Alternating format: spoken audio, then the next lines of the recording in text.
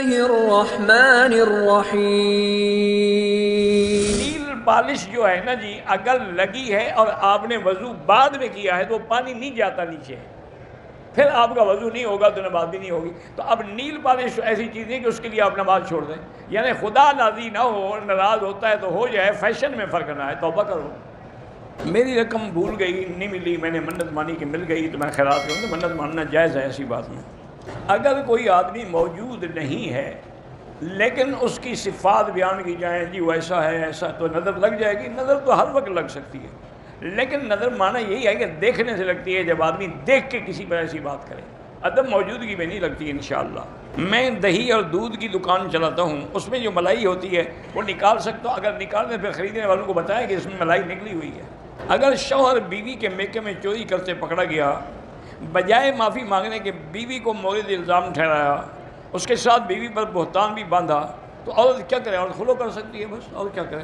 الٹی آنے سے اگر منہ بھر کے الٹی آئے تو وضو ٹوٹ جاتا ہے، تھوڑی ہو تو نہیں ٹوٹتا ہے۔ جنازے کے بعد کوئی تلقین نہیں ہوتی، وہی دعا ہے بس۔ جب آپ اس کو دفن کریں گے تو پھر اس کے لیے دعا کریں گے کہ اللہم ثبت ہو، یا اللہ اس کو سوال جواب میں ثابت قدم رکھ۔ درود ابراہیمی بھی اللہ کا ذکر، بالکل اللہ کا ذکر ہے، اور کیا ہے اس سے بڑا ذکر اور کون سا ہو سکتا ہے؟ میں حیض میں تھی اور میری والدہ کا انتقال ہو گیا تو میں نے اس کو غسل بھی دیا۔ بہتر یہی ہوتا ہے کہ حیض والی عورت غسل نہ دے، لیکن اگر شریک ہو کوئی بات نہیں، مسلمان تو ہے نا۔ والدین کی بد دعا سے یا کسی کی بد دعا سے موت کی نہیں، موت کا وقت مقرر ہے، نہ آگے ہوتا ہے نہ پیچھے ہوتا ہے۔ وہ ہمارے ایک مولوی صاحب تو کہتے تھے کہ اگر بچوں کی بد دعا لگتی نا، ایک استاد بھی زندہ نہ ہوتا۔ یہ روز دعا مانگتے اللہ کرے مرے چھٹی ہو ہمیں جان چھوٹے، تو ایسی دعاؤں نہیں کام آتی، وقت اور نہ دعا مانگنے سے عمر بڑھ جاتی ہے۔ ایک دفعہ بی بی عائشہ صدیقہ رضی اللہ عنہ نے سرکار دو جہاں کو محبت میں فرمایا کہ اطال اللہ عمرک یا رسول اللہ، اللہ آپ کی عمر دراز کرے۔ آپ نے فرمایا ضیعت وقت کیا ہے، تم نے وقت ضائع کیا ہے، عمر دراز نہیں ہوتی۔ اگر ریٹائرمنٹ کے بعد اتنا پیسہ مل جائے کہ حج فرض ہو، پھر کوشش کرے کہ حج جلدی ادا کرے، موت کا کوئی پتہ نہیں۔ زید نے گورنمنٹ اسکیم حج کے لیے فارم جمع کرایا، نام نہیں نکلا، حج فرض تھا۔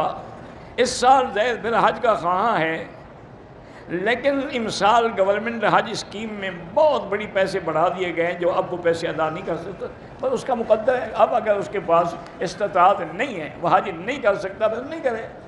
منہ سے اچانک گالی نکل جائے، گالی نکلنے سے وضو نہیں ٹوٹتا۔ مجھے رمضان میں عمرے کا شوق ہے، اللہ سب کو نصیب کرے۔ میری سالی کے خامد نے طلاق کے پیپر پر جو سائن کر دیے ہیں، لیکن ایک مولوی کہتا ہے کہ طلاق نہیں، تو طلاق کیسے ہوتی ہے؟ مولوی صاحب سے یہ تو پوچھنا تھا نا کہ جب طلاق کا کاغذ بنے ہوئے ہیں، وہ دستخط کر رہا ہے، اور طلاق کیسے ہوتی ہے؟ اللہ کے نبی نے فرمایا ہے کہ نکاح سے پہلے لڑکی کی رضامندی لینا ضروری ہے۔ اب یہ دیکھیں دونوں پابندیاں ہیں، بات کو سمجھو۔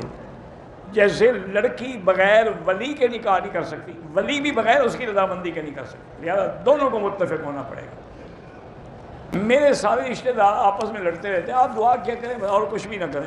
اللہ کا قرب اللہ کی رضا عبادت میں حاصل ہوتا ہے، اسی لیے حدیث میں ہے کہ سجدے میں دعا کیا کرو، کیونکہ بندہ اللہ کے سب سے زیادہ قریب اس وقت ہوتا ہے جب سجدے میں ہوتا ہے، کہ بھی میری ذلت کی انتہا ہو گئی کہ میں نے پیشانی مٹی پہ ڈال دی، تو اللہ کی بلندی کی انتہا ہو گئی، اس لیے اس وقت دعا منظور ہوتی ہے۔ کہتا ہے کہ رشتہ کرنا ہو تو لڑکی میں کیا دیکھا جائے؟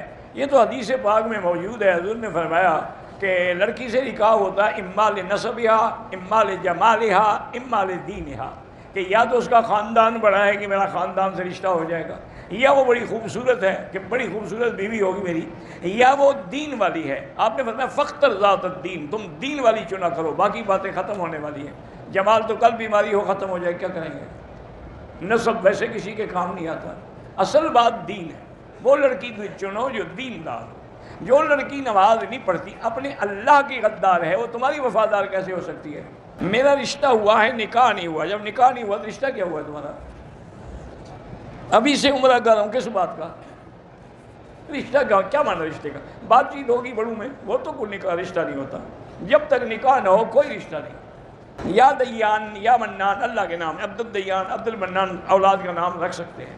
اگر آپ نے عمرہ کر کے ثواب کسی کو بخشا ہے، آپ کو بھی پورا ملے گا، آپ کے ثواب میں بھی کمی نہیں ہوگی۔ قصر نماز اگر ہو تو سنتیں اور نفلیں معاف ہیں۔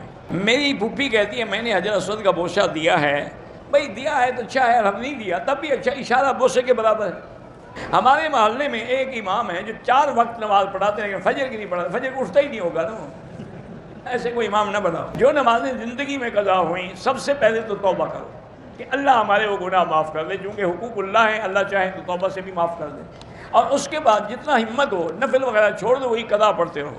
کہتے ہیں جی چھوٹے بڑے مسائل پر مولویوں کی رائے جو ہے وہ مختلف ہوتی ہے، جیسے رفع دین ہے اور رفع دین نہ کرنا، یہ مولویوں کا اختلاف تو نہیں ہے، یہ تو صحابہ کے زمانے سے ہے، آپ مولویوں کو بلا وجہ کیوں ملزم ٹھہراتے ہیں؟ اور یہ کوئی ایسا اختلاف نہیں کہ کوئی نہیں کہتا کہ رفع دین نہ کرو تو نماز نہیں ہوتی، تو یہ تو اعلیٰ اولیٰ کی بات ہے، مستحب ہے، بس کوئی اختلاف نہیں۔ رکن یمانی پہ ہاتھ لگانا سنت ہے، بوسہ دینا منع ہے۔